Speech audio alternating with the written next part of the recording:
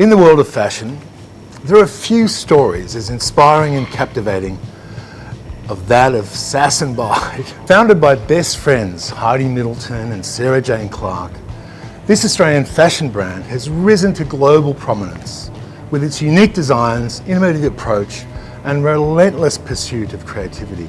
From humble street market beginnings to becoming a fashion empire, we delve into the remarkable journey of Sass Bide, exploring the pivotal role played by its founders, the brand's major hit pieces, notable shows in Sydney, London and New York Fashion Weeks, and the significant collections and celebrity endorsements and their legacy. So I'm Heidi Middleton. I was half of Sass Bide, 50% founder of Sass Bide with Sarah Jane back in the early 2000s, and we sold the business in 2013. Moved to France for a few years, and now I've started a new sustainable fashion business called Art Club, and that's how I occupy my days. I'm Sarah Jane Clarke, and I co-founded Sass Bide with Heidi Middleton in 1999, and we were in the business until 2013. I think it's very important for us to tell our story and help the new generation that's coming through.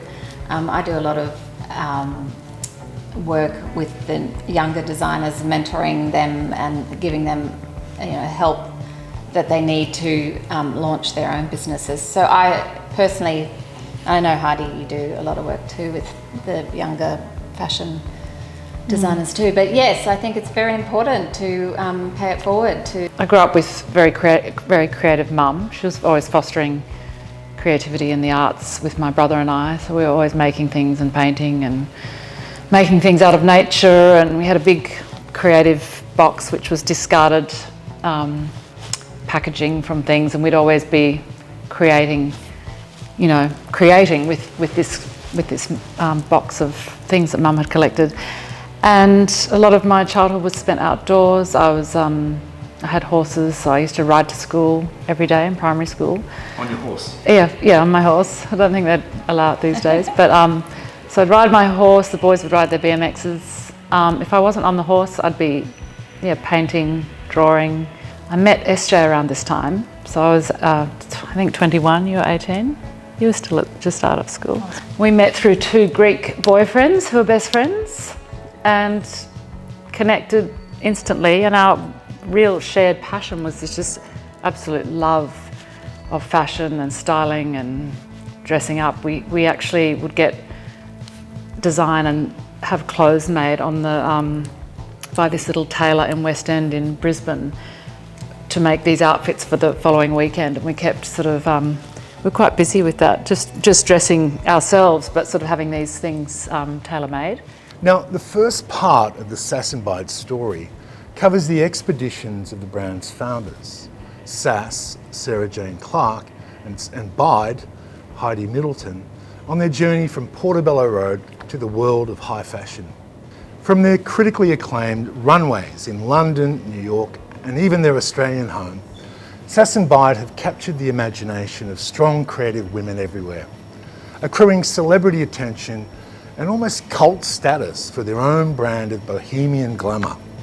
And yeah, so then that was where our friendship was born, and then the Greek boys sort of disappeared into the distance and we forged ahead and ended up moving to London. Yeah, I mean, we loved growing up in Brisbane, but I think we were hungry for more. We were excited about, we both said we needed to explore. We needed to spread the wings and feel the energy of London. We've always heard about the creativity and the energy that flows through that city, so we just thought, that's our place.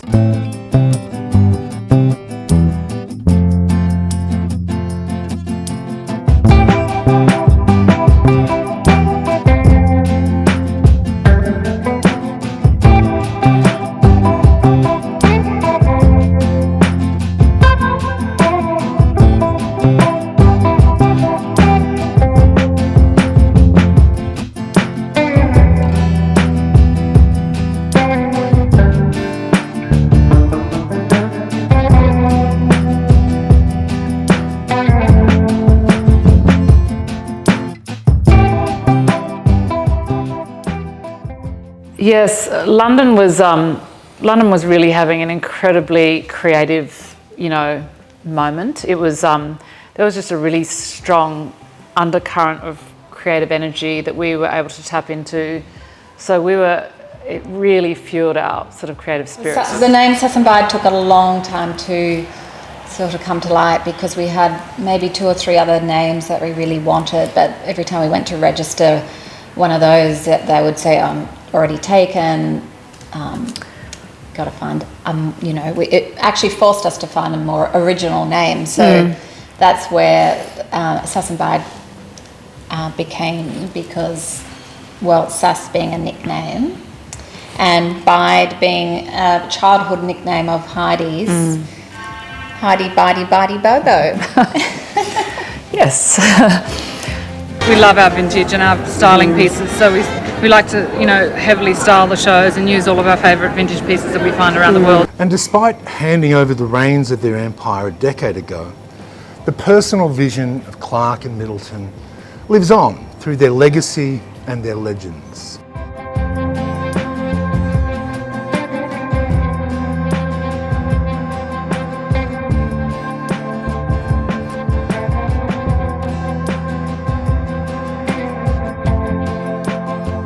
The young entrepreneurs would test their business acumen and innate flair on the hallowed but humble grounds of London's Portobello markets.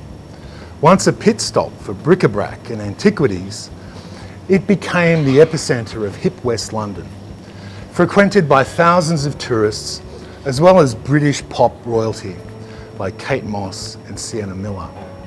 Portobello Markets was the birthplace of many designers, a place to be discovered if one is seen to be offering something new.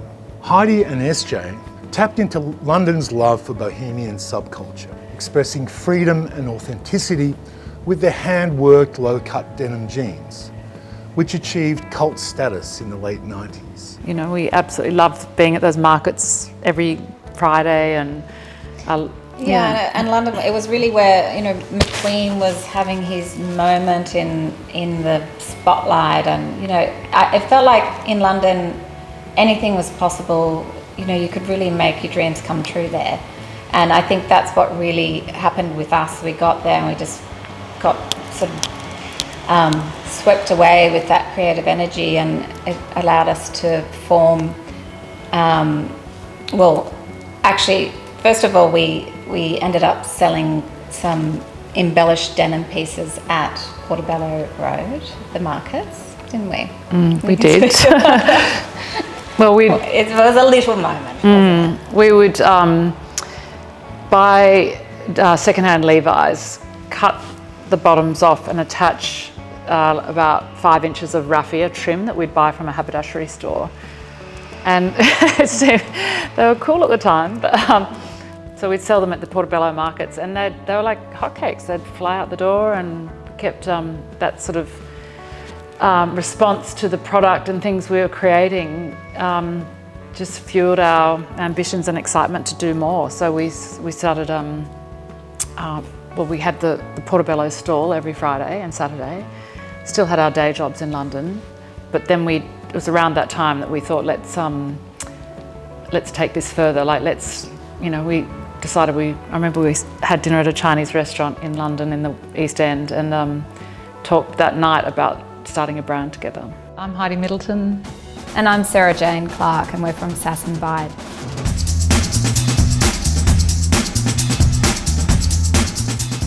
Well, I think the brand is fun. There's often a little bit of humour sort of, woven through the label, and we take what we do very seriously, but there's definitely a lightness and I guess, free-spiritedness to the aesthetic. Yeah, the lifestyle in London, our lifestyle in London, like, we were very, we were sociable creatures, so we were going to lots of parties and meeting great creative people all across, the arts. We were stylists and other, designers. We met a lot of people through our network at the Portobello Road markets. So we just were, if our visas hadn't expired, we would definitely have stayed on. We were just absolutely loving our time there. This mix of relaxed Australian glamour and the rebellious undertones of British punk would form the hallmarks of Sass Bide's bohemian foundations. A signature so in demand that girls were literally lining up and fighting each other to get their hands on a pair of the infamous East Village jeans. Now, the East Village hipster jeans was their breakout iconic piece, and it was characterised by its low-rise waist, distressed details and unique washes. It captured the essence of urban cool and quickly gained popularity amongst fashion-forward females the world over, becoming a symbol of edgy, effortless style. Sass Bide's mastery of denim extended beyond their designs. They incorporated revolutionary techniques and treatments into their denim pieces, such as laser cutting, hand-painted details, and experimental washes. These innovative approaches to denim production set them apart from their contemporaries and solidified their reputation as denim pioneers. We arrived back in Sydney, and we decided that we would set up our very chic office on my kitchen bench, wasn't it? It was in my kitchen in Bondi. And so we stayed there, and we designed and made our first pieces from the kitchen bench. But then as the business started growing and we started getting a few sales in the door, we thought it's time to move into a little space, which we ended up in Double Bay. And that's when the brand probably really started to take off, because we had our first product was the East Village jean, and that was really riding the movement of the hipster jean. So it was low, 2-inch zip, it was stretch, it was vintage looking, so it was just the right product for the right time. And that was the first item that we launched. The first official Sass Bide product, and then we couldn't keep up with demand. I remember the denim makers out at was it no, not Marrickville. Was it Marrickville? Sort of West Sydney. Mick and Gino, they sort of felt sorry for us with our first production run. They said, look, there's no way this 2-inch zip jean is going to sell. Because they said it was just too low. Too low. Girls are never going to buy this. And we're like, okay, but let's just do it anyway. Yeah, so we did, and then we just couldn't keep up with demand really for a long time. So there were queues, blocks long, all around the country really. Like, it was quite there was so much hype around those first couple of products. So we did the East Village jean in 2 washes. Yeah, so our very first product was this super low vintage wash jean, which we called the East Village jean. And at the time there was nothing that low on the market. So when we briefed this into our makers back in Sydney after returning from London, the makers actually confided to us later that they were really concerned when we briefed in. They felt bad taking our money for the first production run, because they sort of said there's no way this jean, will sell. It's too low. It had a 2-inch zip and was made out of a vintage wash stretch denim, about a 3% stretch. And we did it in 2 colourways. We did it in an indigo darker blue, and then this sort of vintage wash, which they sold sort of equally. Both sold out. We couldn't make them fast enough at the time. We what was great was that was funding the cash, the cash flow for the business, because we were demanding COD for the product, and the product was selling out, so we were able to sort of fund our growth without going to banks or doing anything like that in those early days. We did the 2 sort of shapes. We did a sort of slightly bootleg, and then a vintage flare, which was what we called a super flare.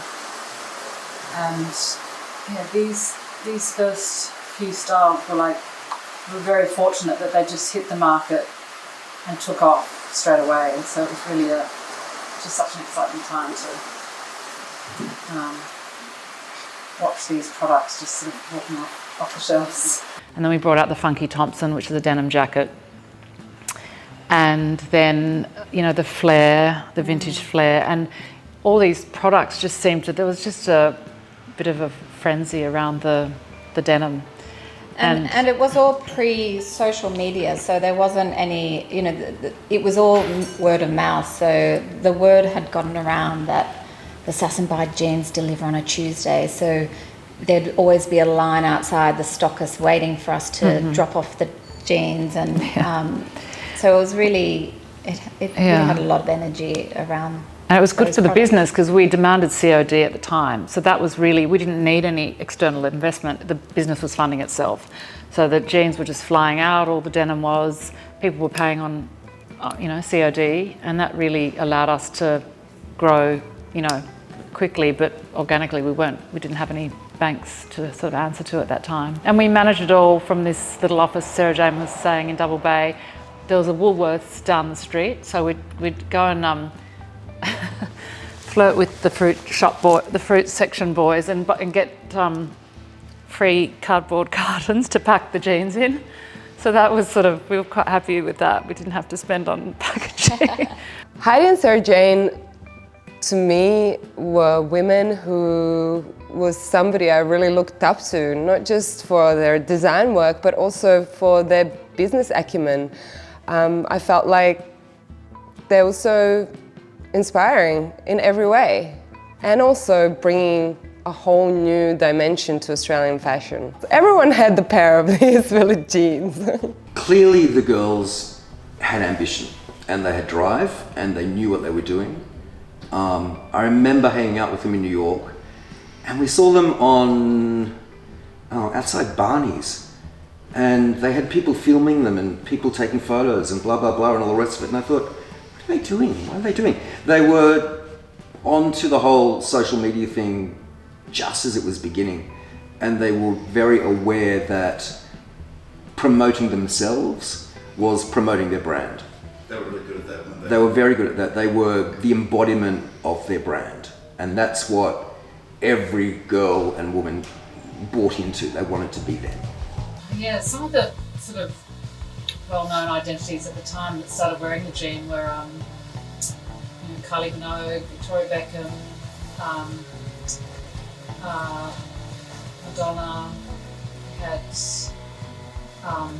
Kate Moss, a lot of her sort of crew in London were wearing them. We ended up, we didn't have a big marketing budget to start with, so we just sent product out to girls that girls about town, whether it was internationally or in Australia.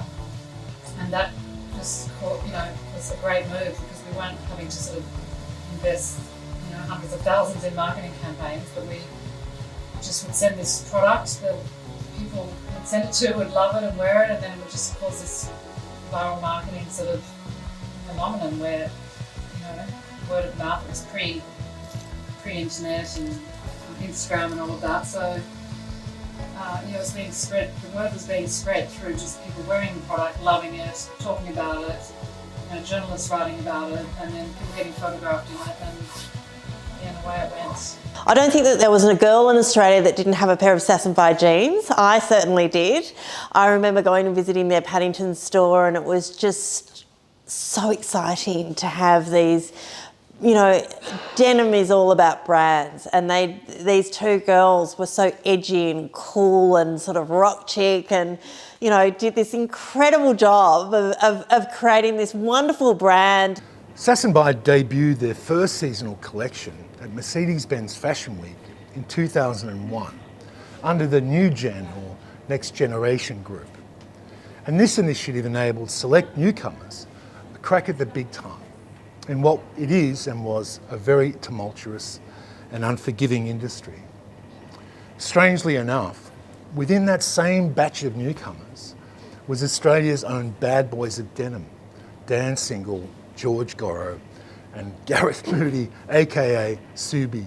With both genders catered for, the era of Australian designer denim was born.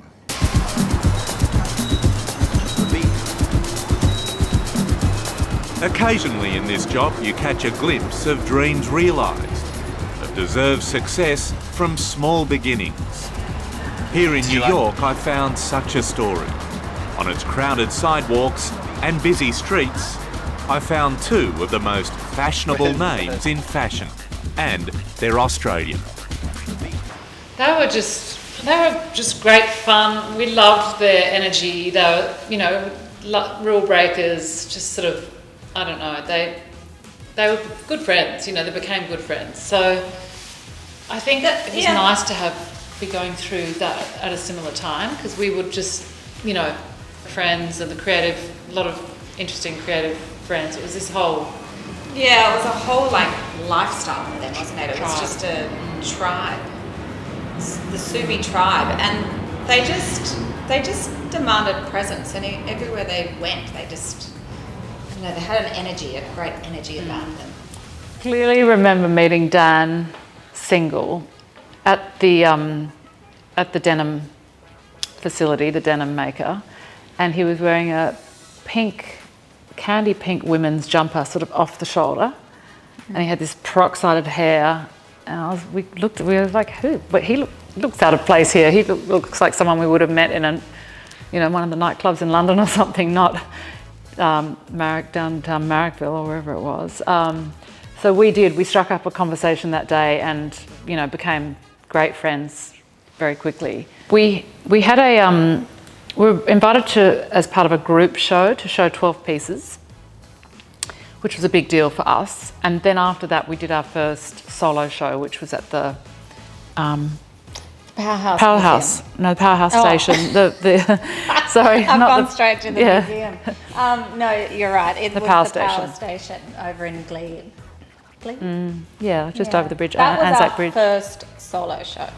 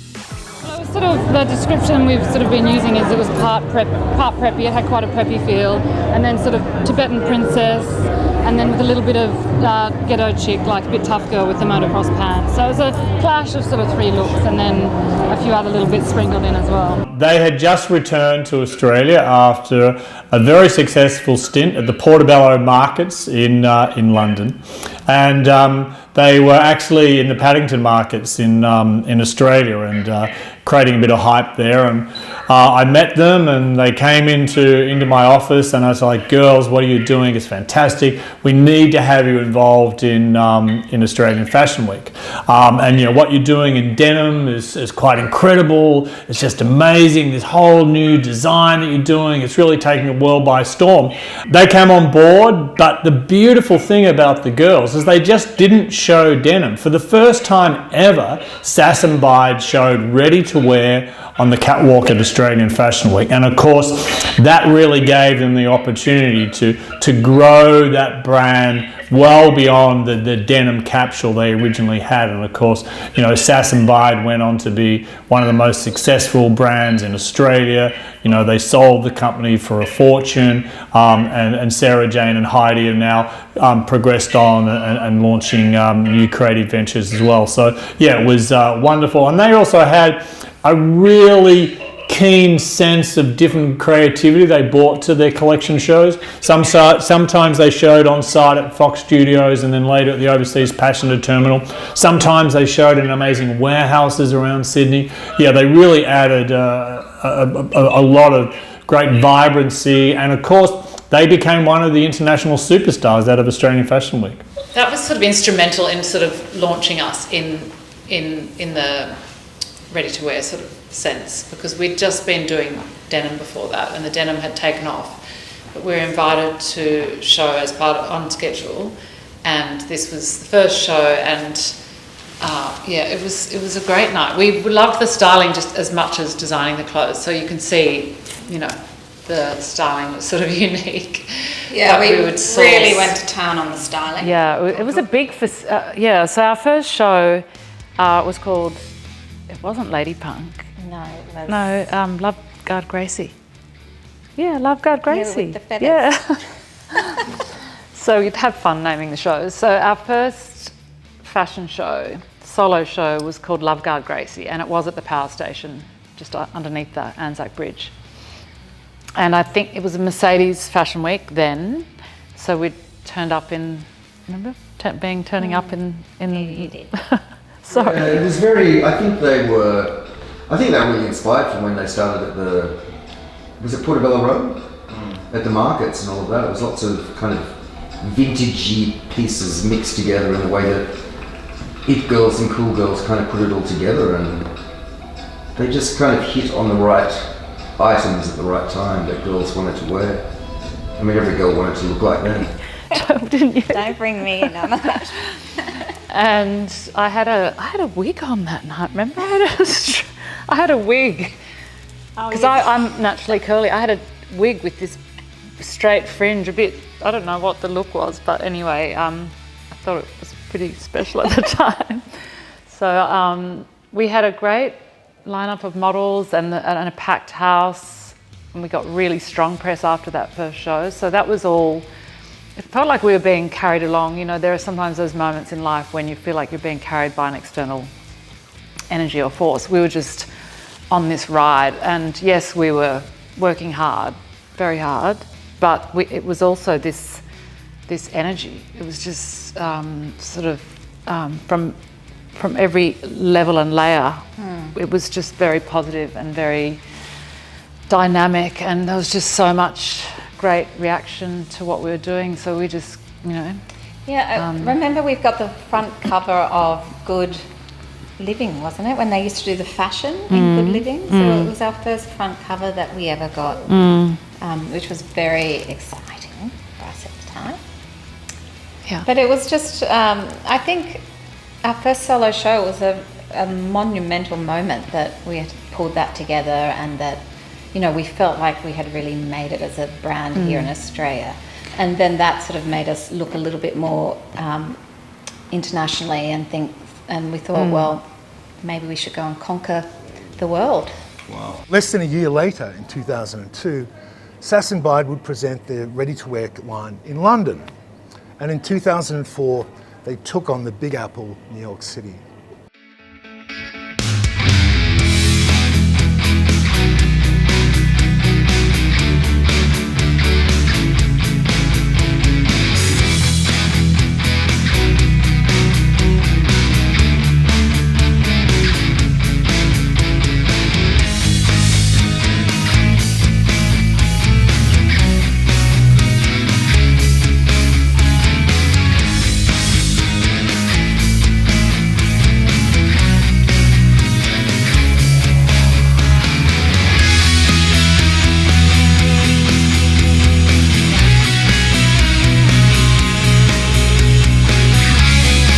We love our vintage and our styling pieces, so we like to, you know, heavily style the shows and use all of our favourite vintage pieces that we find around the world.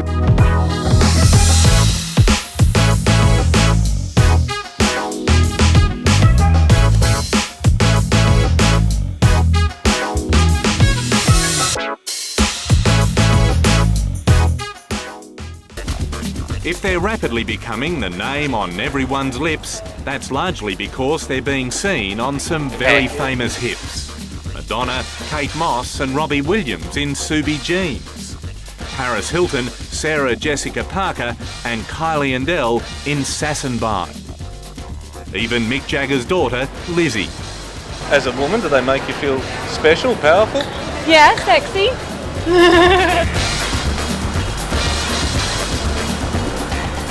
In New York, it was Fashion Week. Few are invited, fewer succeed. At the casting for models for their show, Heidi Middleton and Sarah Jane Clark, the women behind the Sass Bide label, were still soaking it in. It's really a bit surreal, actually. I mean, here we are in New York, two best friends from Brisbane, casting these amazing girls with a beautiful collection. It's like, we've got to pinch ourselves. Yeah, we do. We did that in the taxi on the way from the airport, you know, just had a little moment, bestie moment. We were just saying it feels sort of surreal looking at it now because it was such a busy time, and like Sarah Jane said earlier, we didn't have a chance to sort of stop and recalibrate and reflect and things. So it's mixed emotions. I mean, I love seeing this. We were laughing about the haircuts and the styling. And oh yeah, this was really at like our peak of frenzy, wasn't it? Yeah, it was in the peak. Frenzy was really happening here. Yeah. Seeking inspiration from weekend markets, they started making clothes. At first, just to please themselves, but soon Heidi and Sarah Jane realised they had a talent and the desire. Do you know what era, roughly? I would say about 1940s. 40s, beautiful. So 5 years ago, and with no formal training, they quit their jobs and risked everything to begin their Sass Bide business. 3 years ago, while walking around New York, they ran into Sarah Jessica Parker on location for Sex and the City. She called us over and she loved what we were wearing. She was like, who are you and where are the clothes from? And I love your look. And the next day we were in her trailer with our suitcase pulling out our Sass Bide pieces, pulling out our wares. We had just finished an appointment at Bloomingdale's with the sales buy there, and we were walking home to our hotel, and as we were going, we looked over to the side and there was the filming of Sex and the City. So you know how they filmed a lot on the streets. So we just happened to walk past and we were like, oh, that's Sarah Jessica Parker. And we were like, we've got to give her something now so that she knows about the brand. So we're like, okay, well, let's give her the denim jacket that I was wearing, because we only really had the, I don't know, A few pieces on us, yeah. So why didn't we give her a new one? I don't know. I don't think we had a suitcase or anything. I think we'd had the appointment and then we were just walking in what we were wearing. And then we said, let's give her a funky Thompson jacket, which is what you had on. So we went and tapped the security guard on the shoulder. I thought, well, if you don't ask, you don't get. We might as well try. So we asked him, told him our story. We're an Aussie brand, showing him, selling our wares in New York. Would you possibly give this to Sarah Jessica as a gift? And he sort of looked at us and looked us up and down, and they were having a little break in filming, so he marched over to Sarah Jessica. You could see him just telling her about the jacket and pointing to us, and we're sort of waving. And then she was like, I love this. Oh my God, they designed, I love this. This is so me. And And then she suddenly beckoned us. Oh no, she came over. She came over. And she said, girls, thank you so much for this jacket. I absolutely love it. I want to see more of the collection. Like, have you got more Meet me pieces tomorrow. Here? Yeah. In my trailer, 11 o'clock. Yeah. We're like, okay, see you then.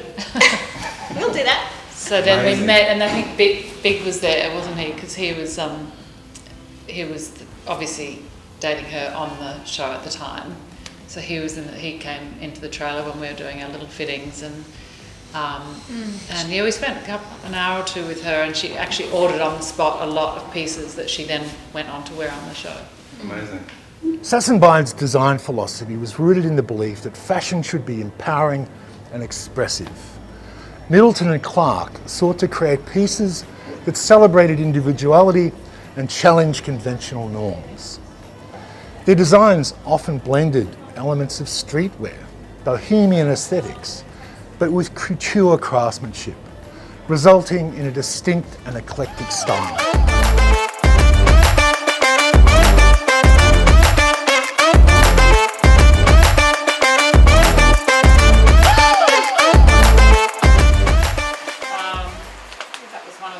Shows. I know my daughters came to that show.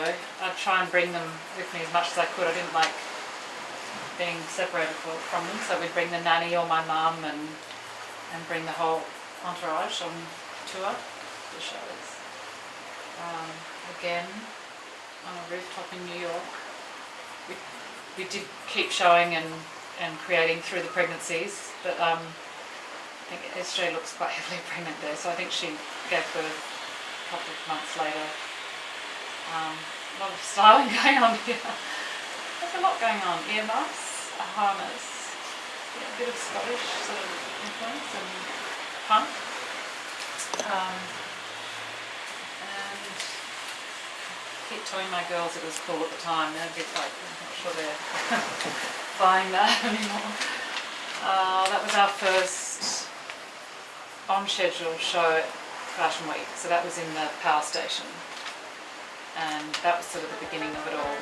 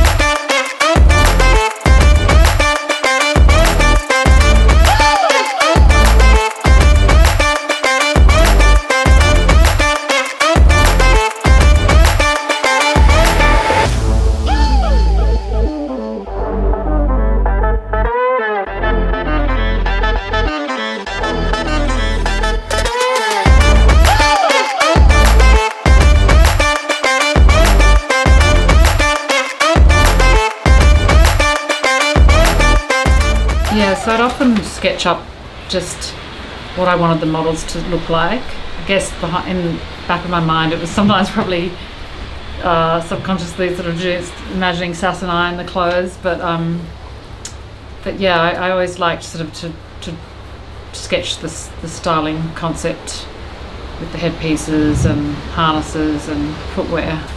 So yeah, that was one from Birds of Passage. They had these sort of embellished little skull caps, which Renya worked into with the hair.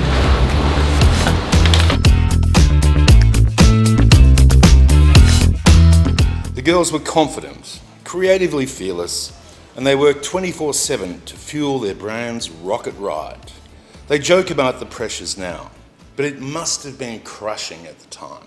Heidi and SJ, great marketing team, fantastic and fabulous. I was always so jealous they had each other. It was like, they had the support, and between, Heidi was a great designer and a great editor and right on everything that was on trend, and they were also two great ambassadors for their brand. And SJ was great at marketing, incredible team, great duo, and what they brought to Australia was the little zip jean, and I think it's something that everybody wanted to have. And what they did and how they sold their business and set it up was genius, really.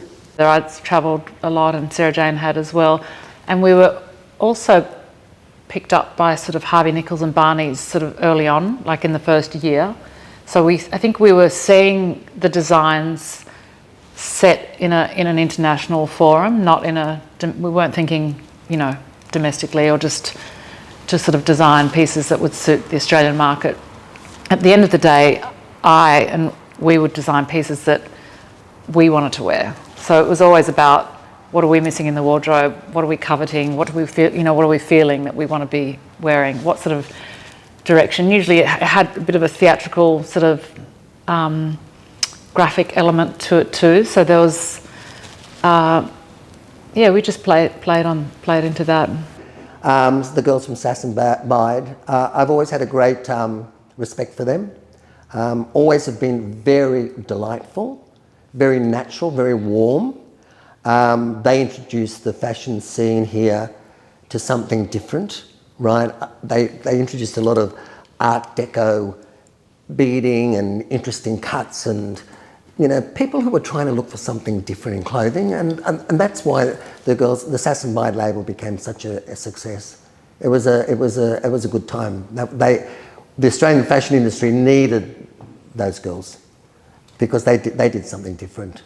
They actually brought the disco era back. They did lots of applique stars and, beaded sequin stars on jeans and tassels and, they brought fun, interesting fun back to the fashion industry, which is, as I've said, fashion should be fun. There were quite a few hiccups on the way. Like running any business, it's not all fun and glamour and, it's a lot of hard work. You're in the trenches a lot. It's probably 5% of it is glamorous. The glamorous side of parties and socialising, but generally Heidi and I didn't do a lot of lunches or we just simply didn't have the time. Like we would do events that we needed to or we wanted to support, but we really weren't very social, were we? Because we were just busy.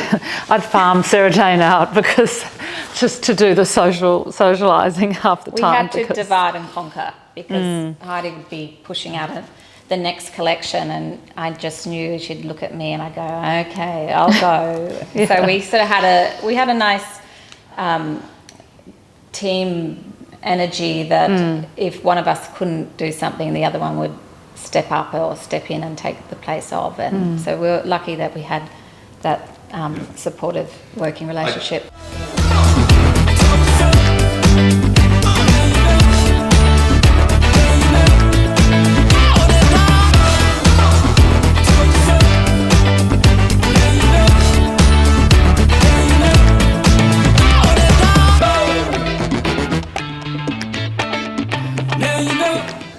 There was also a playfulness in their style.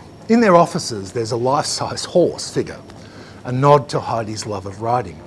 And their show hair magician, Renya Zaidas, once coiffed mini ponies, toy ponies, into the models' hairstyles in one of their shows. Installations in their office showrooms also include an aviary of taxidermy birds and various arts installations. Sass and Bide, wow, they were fun. I can remember, again begging them to do business with us, me and my boss. I think we wrote them their first significant order. I don't know whether they'd like me to tell you this, but we had to pay them in cash on delivery, which is something that David Jones never did. And within a blink of an eye, we'd had them in all stores, and we were writing orders of thousands and thousands and thousands of jeans. And I can remember they did what they called a black rat, which was a rather curious pair of ruched tights, and they sold for $149. And the buyer wrote an order for 100 pair, and I said, don't be ridiculous, make it 1,000. And I remember my boss saying, don't be ridiculous, make it 5,000. And so we all crossed our hands and waited for this delivery, and they were gone in, 2 days. So then we were writing 10,000 pair and 20,000 pair. I mean, it was obscene. And those girls, again, were You know, they're the perfect example of having a creative vision, sticking to that vision, having a plan, you know, gathering people around them that were smarter than them in other parts of their business. And they were extraordinarily successful. You know, and that brand still exists today. You know, the girls have gone on to do all sorts of things, but you know, that brand is still is a successful fashion brand today, perhaps not at the peak of its success, but it still means something in this market.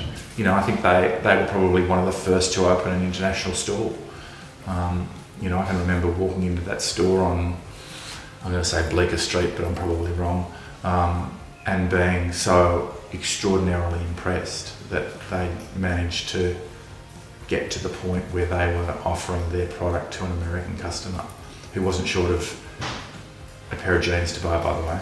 I think the smart designers particularly, whether there's two of them or singularly, are smart, as I said before, are smart enough to know what they don't know, and so they gather people around them that balance out the skill set. And I think they're the ones that predominantly succeed because, you know, there's either a yin and a yang in the two design team, you know, in the sort of the two founders, I should say. And if there's not, they're smart enough to bring somebody on who can accelerate their business in a way that they could never, in a business sense. Show by show, the girls continue to go from strength to strength, rounding out their style with sharp tailoring, cultural embellishments, distinct prints, and easy glamour for over a decade of runway presentations across London and New York's prestigious fashion weeks, main stages.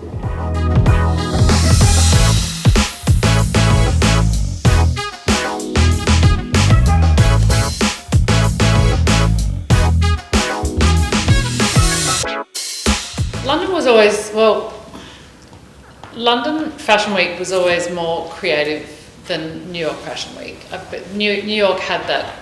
New York was kudos much more because commercial. Yeah, commercial and about business. bigger It's about budgets, and bigger- it's about running business the next day, and you know, like it's 3 or 4 days of sales after the show. You really are there for a purpose, and that's to, you know, expand brand and. Sass Bide were amazing. Oh, I don't think that there was a girl in Australia that didn't have a pair of Sass Bide jeans. I certainly did.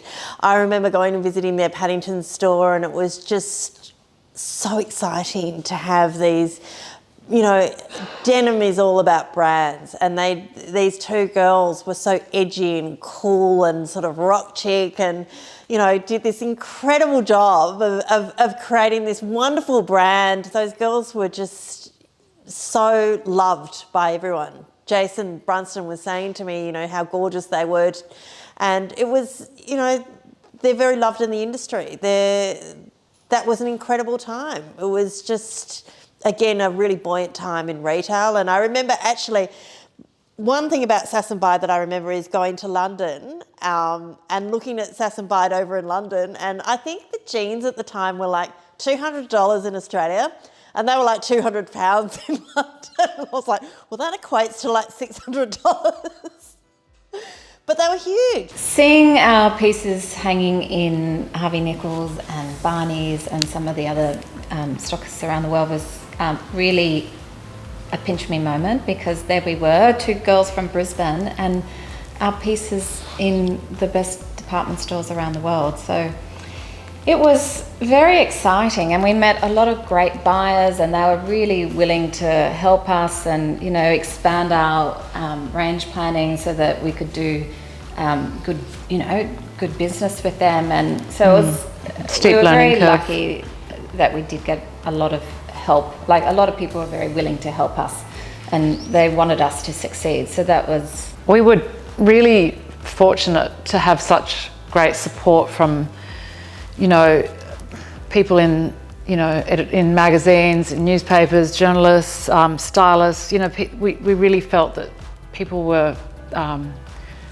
very willing and wanting to sort of help us, knowing that we were a new burgeoning label. And so we started to get a lot of coverage and exposure through the magazines. I remember even Australian Vogue asking us to guest edit, and then from then, you know, I think the UK Italian Vogue started to pick up the brand. So there was one big drama. It was when we'd arranged, or we had been called to have a meeting with Kylie Minogue at the private what was it? The private dressing rooms at Harvey Nichols in Knightsbridge.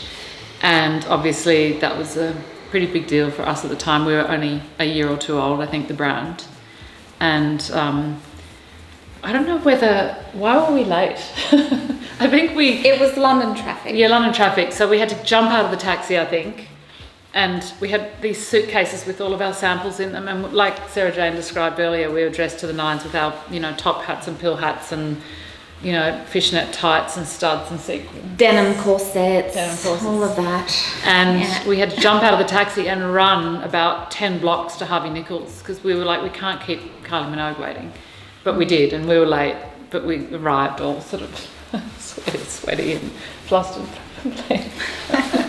Oh yes, we did have Beyonce wear our beautiful, it was from the collection Future Grand, and it was black, tight, fitted dress with all the bead... tracking of beading. Yeah, bead track work, and that was a pretty big moment. Now that was for...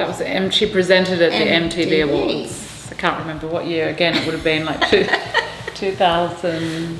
Probably 2006 or something like that, 2005. I think it was actually 2008, that show. Okay, I think you're right. I remember Ziggy being, I think I was pregnant.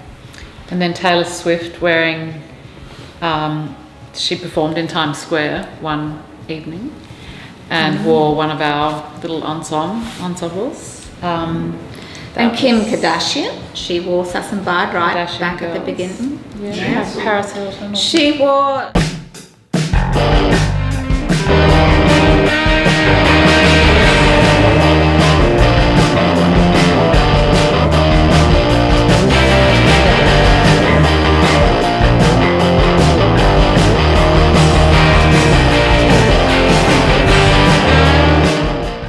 Well, one that really stands out is this party. It was London Fashion Week, and it was hosted by Jefferson Hack, who was editor of Dazed and Confused at the time, which was one of our favourite, magazines, sort of underground fashion magazines.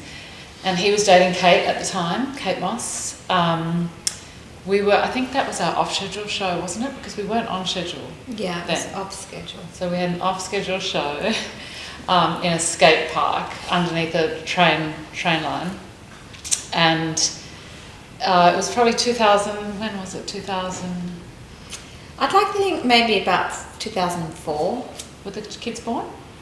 No, 2004. 3 kids. Yeah, okay. Also, and anyway, during the week we were asked through this woman, Fran Cutler, who was Kate's best friend and one of her sort of PR girls, to come to go to Jefferson's party, and that was, we couldn't believe it, could we? I think it was pretty... No, because we'd always admired Kate Moss. She was a real icon of our moment when we were when we had the business. So just to be basically to be in the same room with her, and also that she loved wearing our jeans was a big moment. Good ambassador. She was a great ambassador. So then to actually finally meet her in person and have a dance and... Yeah, we turned up, and there were only about 100 people, and it was in like one of those typical sort of London townhouses. I think it was in the East End somewhere. Can't remember. Anyway, we turned up and suddenly chatting with Stella McCartney, Alexander McQueen, got introduced to him, and Christina Aguilera. I don't know, I had a dance with Kate and Jefferson on the dance floor. And I remember Jefferson complimented on our look at the time. Remember we had our dress? It was quite distinct, wasn't it, our time? Feathers. We used to walk down the streets of London with the pill hats and our painted tie singlets. We had these little singlets with the tie painted on it, and we'd have our vintage feathered hats on and a lot of all sequins, sorts of things. Studs. And we were just so shocked that people were looking at us like... Yeah, but we felt like it was such a... Well, we were happy, we loved the look, and we didn't think it was that theatrical or dramatic, but I guess it was. It was very theatrical. Anyway, this party was super fun, and yeah, just a lot of great people were there that we had admired in the industry, and so it was just a super sort of exciting night to be amongst some of those people. And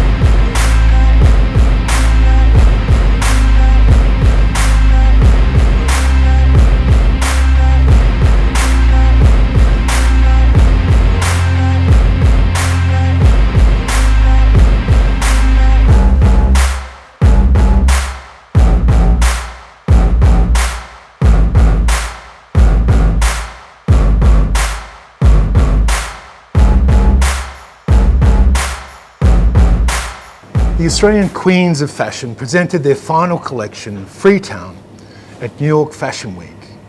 And the colour white was dominating this spring collection, complemented with fresh graphics, prints and embroidery. There were classic Sass Bide pieces, as well as their signature layering of light materials against structured materials and other pieces. As always with Sass Bide, the audience was presented with a modern take on a sense of haute bohème. So the collection's called Freetown, and it was really a celebration of free creative spirit. The vision was for it not to be definable, so I didn't want people to be able to harness it or put it in a box or a category. So it was really, the inspiration came from many places that we'd visited, and even emotional experiences that we'd had in these places. Then I wanted to channel that into a new polished aesthetic for Sass Bide. Swagger down the street with your red lips and funky beat. You better hold your head up to the sky. I'm gonna roll with you till the day I die.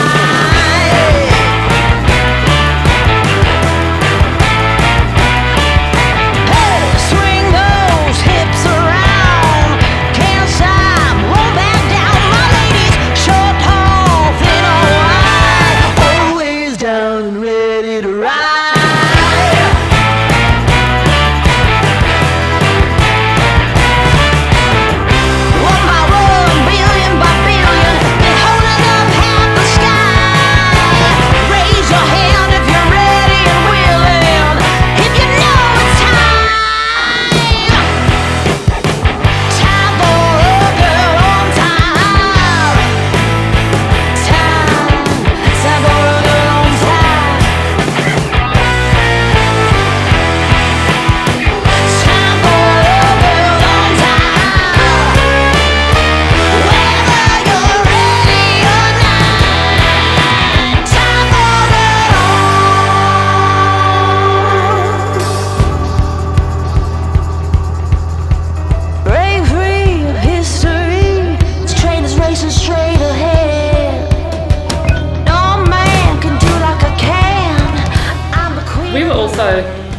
so aware of how lucky we were, and we would talk about that, and there was just good. We always got along very well. We remained best friends, you know, through that whole time. So that, I guess, that was a bit contagious as well. We were having fun. We couldn't believe that we were able to, you know, have this career and be best friends and having these experiences and traveling and creating and just getting the response we were. So it was a real dream for us as well, you know. Sass Bide designers Sarah Jane Clarke and Heidi Middleton have cut ties with the label, which brings a close to their 15-year collaboration. Clarke and Middleton would stay on to oversee the creative direction of their eponymous label until their departure in 2014, allowing them to refocus on their young families and also other ventures. Despite leaving, the designers spoke of the future of the brand and their new vision.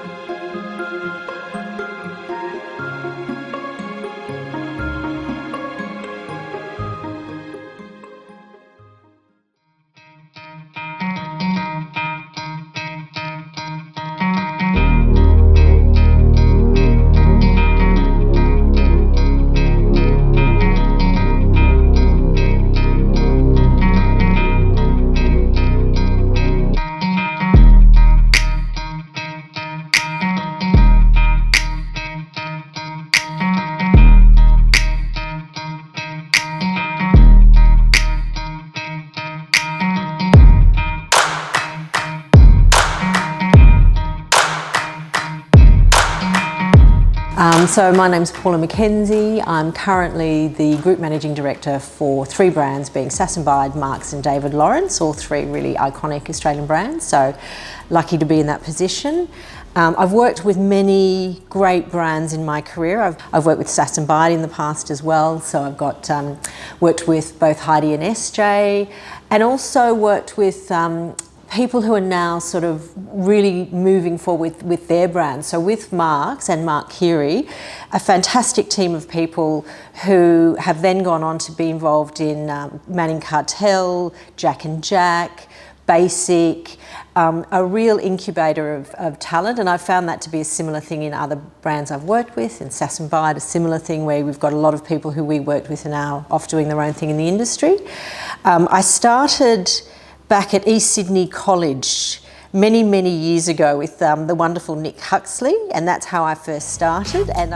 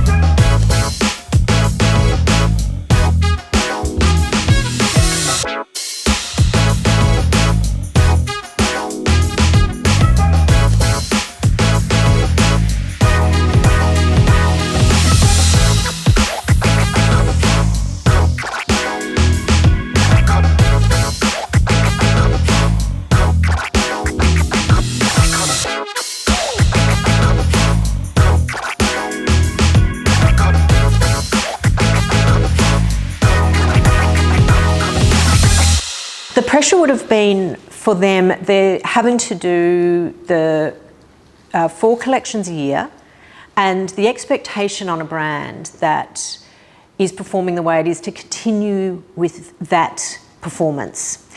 So having to be, you know, wildly creative and incredibly successful and come up with really new ideas that had a lot of time and effort in each garment. So a lot of print or embellishment or beautiful pattern making, and to have to do that consistently would have been incredibly high pressure. Obviously, from a financial point of view, as you start getting bigger, you start growing, and then the costs of your business also become bigger, and then that becomes a bit of a burden. So you've got more workforce, you've got more stores. The machine just seems to be constantly hungry, and for people like Heidi and SJ, who are genuine and very authentic people, and for Heidi, who's in her soul was about creating something really beautiful and unique, to do that in a machine that is constantly demanding would be quite stressful, I would think. But they as people did not bring that into the office. They were extremely professional, but also really caring and kind to everyone. So it wasn't, you know, it didn't feel like a high pressured environment as such. It was very much about a family. So that's why I think both Sarah Jane and I, even since leaving Sass Bide, you know, and having had a chance to reflect on that, it just didn't make any sense to start a new brand within that same business model. So yeah, there's huge amounts of pressure. I know we sold to Myer in 2013, and we probably could have sold even a year or two earlier, because at that point it was just, you know, working ridiculous hours, 7 days a week, non-stop. There was no time to even try and be creative, because we were just chasing our tails and trying to make everyone happy. And, you know, at the end of the day, it was, yeah, I know I felt, you know, felt like I was close to sort of burnout point. And, you know, I did have a period of time where I was unwell, you know, in 2007. And I directly link becoming unwell to that pace of the business, and that I really feel like that was the probably the root, the cause of being unwell, becoming unwell. David Briskin was a part owner, and he was the CEO who I reported into.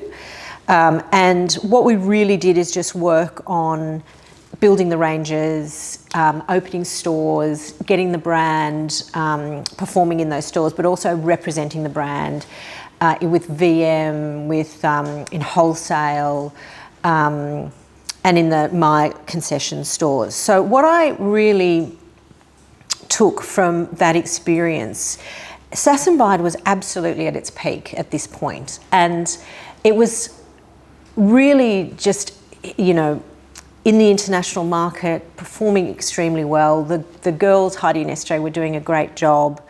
They had a unique approach to what they were doing, and it really resonated. So definitely from a very artistic, creative background. So it wasn't really just about churning clothes, it was about designing and that true creativity around making beautiful product. And that really resonated with the Australian consumer and the international consumer. They were lovely to work with, and that ethos of being really decent and caring people went right way through the business, and it was really important to them that that was what the energy of the business was, and that's how we treated our customers and the consumers as well. So it was a very, you know, high performing and in many ways highly stressed, I would think, but also extremely calm and enjoyable and supportive environment. It's a shame, because the brand, I mean, it still exists, but it's just nothing like, you know, the original Sass Bide was a brilliant brand, yeah. Sarah Jane and Heidi is really beautiful people that I met them through David Jones. You know, yeah. I didn't go to see their first show either at the Fashion Week, but as a lot of designers did, you know, David Jones actually had a great runway show and then after parties. And so that's when actually we got on very well. And then what was really lovely about actually Sarah and Heidi was I just felt actually really a sense of respect from them. The fact that actually I suppose actually I started actually being myself in business and showing collection in Paris, like late 90s. So before they become known, and they were actually I admire their success, but I think I found actually we had a mutual respect, which was really lovely. Yeah. So the brand's DNA back then were, the words we used were the strong, the beautiful and the obscure. And they're still words that we have in the brand DNA today because they encompass what is different about Sass when you compare it to other brands in the market in Australia and overseas. So there really was this strength of woman, and it was very much about a confident woman. And that's, that was them as well, and they epitomised that. They stood together as two women in the industry and achieved an enormous amount. Beautiful because, as I said, there was a really strong focus on creating beautiful garments, and obscure because there was the unexpected in what they did and in little bits about, the garments. I remember there was a fantastic jacket and it just had shells embroidered all over the shoulders, It was fantastic and shows where Heidi had big horse heads on top of the girls, and, it was a sense of fun, but not quirky, but definitely that confidence and strength, and a little bit irreverent in some ways. So that's what they did that was unique and was different, and that's was the heart and soul. And despite the change in ownership, the legacy of the founders, Sass and Bide, remains intact. The brand's innovative designs, unconventional approach to fashion, and commitment to pushing boundaries have left an indelible mark on the industry. In 2023, the brand had passed its 20-year milestone, something few Australian fashion brands have ever managed to do. It's a rare thing, particularly for Australia, to see a brand thrive beyond the life of its founders. Like long-standing European houses, much of the history and tradition is kept alive through contact with pieces that have been around since the brand's origins.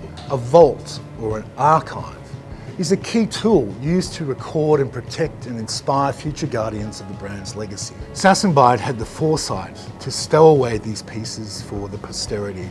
The vault of their handcrafted pieces goes to the heart of one of the key legacies Sarah Jane and Heidi wanted to instill. And their work with the Ethical Fashion Initiative in Africa meant that local artisans were offered respectful work within the fashion industry, restoring traditional techniques and keeping the culture alive. Art, culture, travel were key inspirations for the designers. So this enabled them a direct line to their creative source while contributing to the quality and depth of the industry and its craftsmen. Middleton and Clark's vision, creative genius, combined with their ability to build a global fashion empire, and their story, immortalised in this film series, is sure to inspire future generations of designers and fashion enthusiasts to embrace individuality, creativity and fearlessness.